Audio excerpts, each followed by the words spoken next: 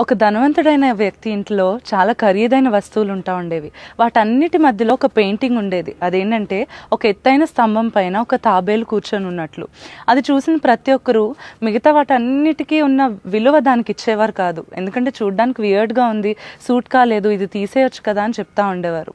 అటువంటి సమయంలో ధనవంతుడు వారికి ఇచ్చిన రిప్లై ఏంటంటే, నాకున్న వస్తువులన్నిటిలో వీటన్నిటిలో కూడా నాకు అతి విలువైనది ఏంటంటే ఆ పెయింటింగే. ఎందుకంటే ఒకప్పుడు నా జీవితం కూడా ఆ తాబేలు వంటిదే. ఆ తాబేలు దానికది సొంతగా ఎత్తైన స్థానంలోకి వెళ్ళలేదు. నేను కూడా అంతే. సొంతగా నేను ఈ స్థానానికి రాలేదు, సొంతగా నేను ఇదేది సంపాదించలేదు, కేవలం దేవుని కృప వలననే అని చెప్పి ఒప్పుకుంటూ అతడు దేవుని మహిమపరిచాడు. మన జీవితంలో కూడా ఎంత ఎత్తుకు ఎదిగినా, ఎంతగా మనం ఘనపరచబడినా సరే దాని ద్వారా దేవునికి మహిమ కలగాలి. మనం జ్ఞాపకం చేసుకోవాలి ఇదంతా కూడా కేవలము దేవుని కృప వలననే అని.